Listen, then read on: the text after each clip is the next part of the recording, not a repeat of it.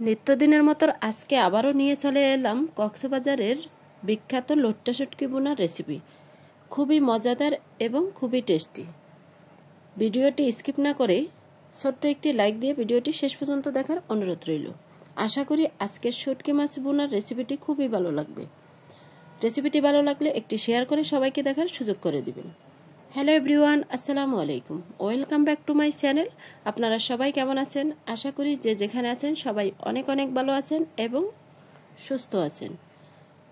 আমি আলহামদুলিল্লাহ মোটামুটি ভালো আছি। কাছে এবং দূরে, দেশ এবং দেশের বাহিরে যে যেখান থেকে আমার ভিডিওটি দেখছেন সবাইকে অসংখ্য ধন্যবাদ। সবার জন্য অনেক অনেক দোয়া এবং ভালোবাসা রইল। কথা না বাড়িয়ে চলে যাচ্ছে মূল রেসিপিতে। এখানে লট্টা শুটকি বোনা করার জন্য আমার যা যা উপকরণ লাগবে সবগুলো প্লেটে সাজিয়ে নিলাম। এখানে আমি নিয়েছি 150 গ্রাম লট্টা শুটকি এবং 10টা বড় সাইজের রসুন এবং 7টা বড় সাইজের পেঁয়াজ, ধনেপাতা। এখন শুটকিগুলো একটা কেসি দিয়ে ছোট ছোট করে কেটে নিব। তা শুটকিগুলো সব কেটে নিয়েছি। এই পর্যায়ে আমি কেটে নিব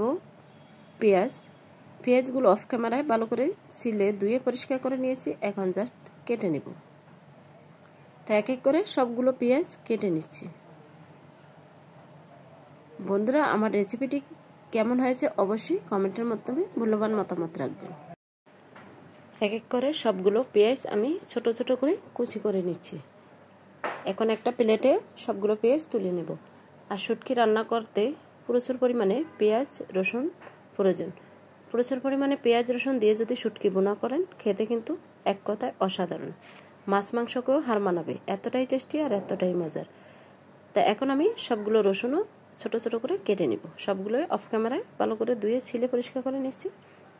তা রসুনগুলো দেখতে পাচ্ছেন ছোট ছোট কেটে নিচ্ছি। আপনারা চাইলে আস্ত রসুনও দিতে পারেন। তা সবগুলো রসুন কেটে নিয়েছি। এখন একটা প্লেটে তুলে নেব। আর এখানে আপনারা দেখেই বুঝতে পারছেন পরিমাণের পেঁয়াজ রসুন অনেকটাই নিয়েছি। এই পর্যায়ে আমি কেটে নিব ধনেপাতা কুচি। ধনেপাতা কেটে নিয়েছি। এখন আমি কেটে নিয়েছি কাঁচামরিচ। কাঁচামরিচ দিয়ে যদি শুটকি রান্না করেন খেতে অসাধারণ লাগবে। তাই এক এক করে সবগুলো উপকরণ কেটে নিয়েছি। এখন চলে যাব আমি রান্নার প্রসেসে। তা চুলায় দিয়ে দিলাম প্যান বসিয়ে এখন শুটকিগুলো একটু টেলে নিব। যেহেতু শুটকিতে অনেক ধুলাবালু এবং জীবাণু থাকে, সেজন্য শুটকিগুলো ভালো করে টেলে নিতে হবে। তো ভালো করে টেলে নিয়েছি। এখন আমি এই পর্যায়ে দিয়েছি 1 কাপ পরিমাণ পানি দিয়ে আবারও 5 মিনিটের মতো একটু ফুটিয়ে নিব। তাহলে শুটকির যে একটা গন্ধ থাকে এবং জীবাণু থাকে ধুলাবালু থাকে সবগুলোই উঠে যাবে। আর শুটকিটা খেতে কিন্তু অসাধারণ লাগবে। শুটকি অফ ক্যামেরায় ধুয়ে পরিষ্কার করে রেখে দিচ্ছি। এখন এই পর্যায়ে চুলায় দিয়ে দিচ্ছি পরিমাণ মতো সরিষা তেল, দিয়ে দিচ্ছি পরিমাণ মতো রসুন কুচি এবং পেঁয়াজ কুচি। পেঁয়াজ রসুনটা একটু হালকা করে ভেজে নিব। আর সরিষার তেল দিয়ে যদি শুটকি বোনা করেন এর স্বাদ কখনোই বলার নেই। খেতে কিন্তু এক কথাই অতুলনীয়। আশা করি আজকের শুটকির রেসিপিটি আপনাদের কাছে খুবই ভালো লাগবে। তা দেখতেই পাচ্ছেন হালকা করে পেঁয়াজ রসুন ভেজে নিয়েছি। এই পর্যায়ে অ্যাড করে দিচ্ছি আমি কাঁচামরিচ কুচি দিয়ে আবারও কিছুক্ষণ একটু ভেজে নিলাম। এখন অ্যাড করে দেব এক এক করে সবগুলো উপকরণ। দিয়ে দিচ্ছি পেঁয়াজ বাটা, আদা বাটা, রসুন বাটা, দিয়ে দিচ্ছি স্বাদ মতো লবণ, কাশ্মীরি লঙ্কার গুঁড়া, ভাজা জিরার গুঁড়া, ধনিয়ার গুঁড়া। এখন ভালো করে আমি কষিয়ে নেব। আর মশলাটা একদম পারফেক্টভাবে কষিয়ে নিতে হবে, তাহলে শুটকিটা খেতে অনেকটাই মজা লাগবে। মশলা যদি ভালোভাবে কষাতে না পারেন তাহলে যে কোনো সবজি মাছ মাংস খেতে একদমই ভালো লাগবে না। এখন এখানে দিয়েছি 1/2 কাপ পরিমাণ গরম পানিটা দিয়ে ভালো করে মশলাটা কষিয়ে নিতে হবে। চুলা লো হিটে দিয়ে ভালো করে মশলাটা কষিয়ে নিচ্ছি। নিচে যেন দাগ লেগে না যায় এটা অবশ্যই খেয়াল রাখতে হবে।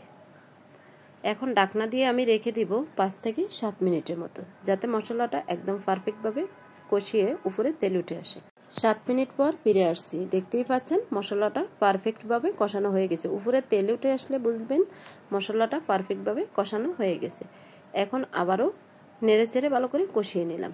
এই পর্যায়ে আমি অ্যাড করে দেব শুটকিগুলো। শুটকিগুলো আমি অফ ক্যামেরা ভালো করে ধুয়ে পরিষ্কার করে নিয়েছি, দেখেই বুঝতে পারছেন কতটা ক্লিন হয়েছে, একদম সাদা। আর এভাবে আপনারা যদি শুটকি একবার বাসায় বোনা করে খাওয়ান, যে কোনো দিন শুটকি খানা সেও আঙুল চেটে পুটে খাবে। খেতে কিন্তু এতটাই টেস্টি আর এতটাই মজার।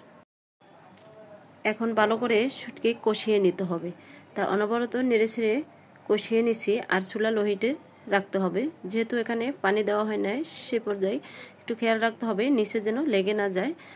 তা ভালো করে কষিয়ে এখন ঢাকনা দিয়ে আমি রেখে দিব কিছুক্ষণের জন্য।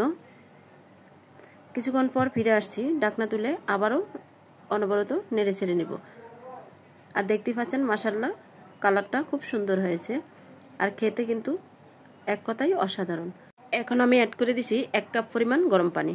পানিটা দিয়ে নেড়ে ছেড়ে এখন ঢাকনা দিয়ে রেখে দিব 10 থেকে 12 মিনিটের মতো। 10 থেকে 12 মিনিট পর ফিরে আসছি, দেখতেই পাচ্ছেন মাশাআল্লাহ খুব সুন্দরভাবে রান্নাটা কমপ্লিট হয়ে গেছে। পানিটাও শুকিয়ে গেছে, শুটকি মাছের কালারটাও চেঞ্জ হয়ে গেছে। এখন এই পর্যায়ে আমি অ্যাড করে দিচ্ছি টমেটো কুচি। টমেটো দিয়ে অনবরত আবারও নেড়ে ছেড়ে নিচ্ছি। এখন আমি টমেটোটা সিদ্ধ হওয়ার জন্য ঢাকনা দিয়ে 2 মিনিটের মতো ওয়েট করব। 2 মিনিট পর ঢাকনা তুলে আবারও নেড়ে ছেড়ে দিব। আর উপরে সম্পূর্ণ তেল উঠে আসছে, মানে শুটকি বোনাটা কমপ্লিট হয়ে গেছে। আমরা অনেকেই কম বেশি শুটকি খেয়ে থাকি, কিন্তু শুটকি পারফেক্টভাবে রান্না করতে জানলে মাছ মাংসর স্বাদকেও হার মানাবে। তা আমি আজকে যেভাবে শুটকিটা বোনা করেছি, আপনারা চাইলে বাসায় একবার ট্রাই করতে পারবেন। আশা করি সবাই খুব শুটকি বোনা খেয়ে আপনার প্রশংসা করতে বাধ্য হবে। এখন আমি অ্যাড করে দিচ্ছি ধনিয়া পাতা কুচি। ধনিয়া পাতা যে কোনো মাছ সবজি ভাজিতে দিলে ফ্লেভারটা খুবই ভালো আসে, আর খেতে কিন্তু খুবই ভালো লাগে। তো ধনিয়া পাতা কুচি দিয়ে আমি আবারও নেড়ে ছেড়ে নিলাম। বন্ধুরা, আমার ভিডিওর মাঝে এবং বয়েজের মাঝে ভুল ত্রুটি হলে ক্ষমার দৃষ্টিতে দেখবেন, আর সবাই সবার জন্য দোয়া করবেন। আর আমার চ্যানেলে নতুন হলে চ্যানেলটি সাবস্ক্রাইব করে বেল অন করে রাখবেন নিত্য নতুন রেসিপি পাওয়ার জন্য। আর কাছ থেকে দেখিয়ে দিচ্ছি কতটা লোভনীয় হয়েছে লইট্টা শুটকি বোনা। এখন আমি একটা প্লেটে পরিবেশন করে দেখিয়ে দিচ্ছি আপনাদেরকে। আর লইট্টা শুটকি বোনা করার সময় কোনো পানি রাখা যাবে না, একদম মাখো মাখো করে রান্না করে নিতে হবে। তো আমি একটা প্লেটে পরিবেশন করে নিচ্ছি, দেখেই বুঝতে পারছেন কতটা লোভনীয় হয়েছে। বন্ধুরা, আজকের মতো এখানেই বিদায় নিব। আবারও আপনাদের সাথে দেখা হবে নেক্সট কোনো রেসিপির সাথে। ততক্ষণে আপনারা সবাই ভালো থাকবেন, সুস্থ থাকবেন, নিজের খেয়াল রাখবেন, পরিবারের খেয়াল রাখবেন, আর সবাই সবার জন্য দোয়া করবেন। আসসালামু আলাইকুম রহমতুল্লাহ। আল্লাহ হাফেজ।